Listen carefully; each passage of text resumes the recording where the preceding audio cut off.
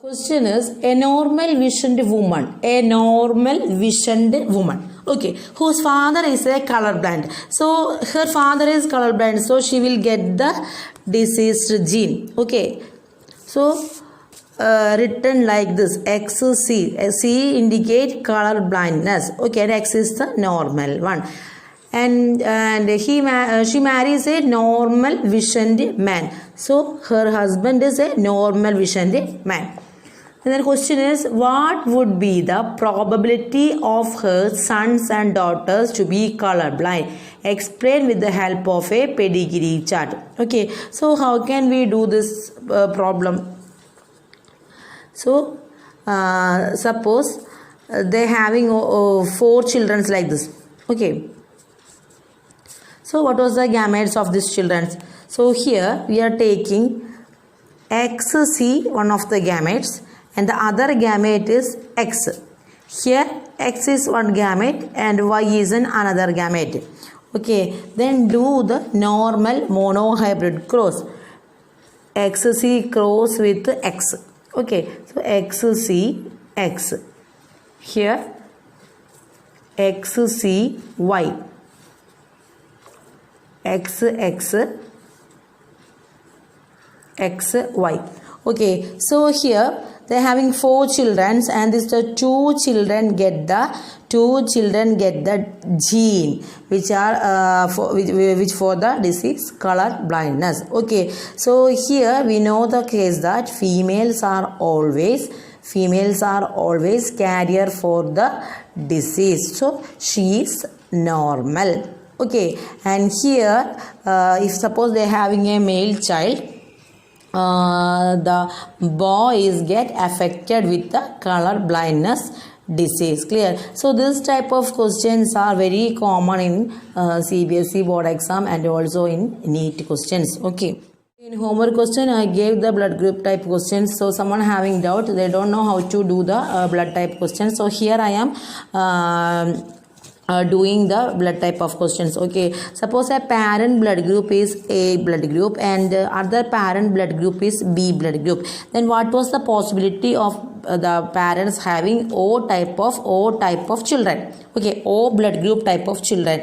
So here the question is the parental blood type is A and B. Okay, never tell that they were homozygous or heterozygous. Okay, so we are taking this A group into IA I0. We can write A blood group into IA I0 and IA. Okay, if I am taking here this A blood group in this homozygous condition, never will be form a O blood group baby. So here I am taking the A blood group in a recessive condition, means a heterozygous condition, and the B blood group also in a heterozygous condition. Okay, so the cross will be done with the normal monohybrid cross.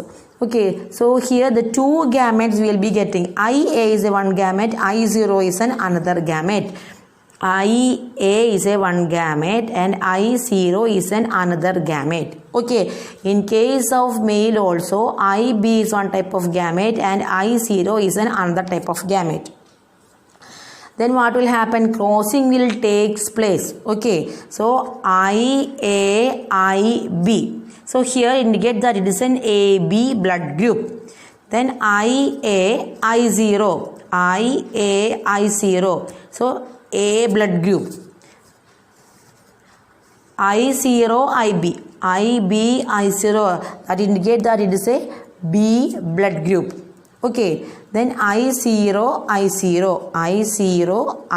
then O blood group. So here we know that humans having 4 types of blood groups. So when the parents are in heterozygous condition, A and B parents, they were in heterozygous condition, they have the chance for getting 4 type of phenotypes. Clear it is. So what is the chance for getting? O group baby means there are 4 chances. Okay, A group, B group, AB group and O group. So there is 25% chance for getting a O group baby. Clear? So this type of questions are also coming for the NEET exam and also for the board exam. Then the next question is, recently a baby girl has been reported to suffer from hemophilia. How is it possible to explain with the help of a cross? Okay, this is also a CBSE board previous year question, 2009 question. Okay, so how it is possible to a baby girl with a hemophilic? So here XX female crosses with XY. Okay, so if the baby is formed with hemophilia, that indicates that both the parents are recessive. Okay, and in case of the female hemophilia, if the male partner having a particular gene, he is an hemophilic man. But in case of female, she is the carrier for that gene. Okay. So in XC means what? Color blind gene. So here we are putting XH gene. XH gene indicate that hemophilic. So here the one parent. Okay. So this chromosome get XH and here also XH. Okay. So from this, different types of gametes are producing. Okay, so X is a one gamete, H is an another gamete, that means hemophilic, and here also XH one type of gamete and Y is an another type of gamete. So the crosses will take place. Okay, so here this X chromosome crosses with this XH, X chromosome crosses with XH.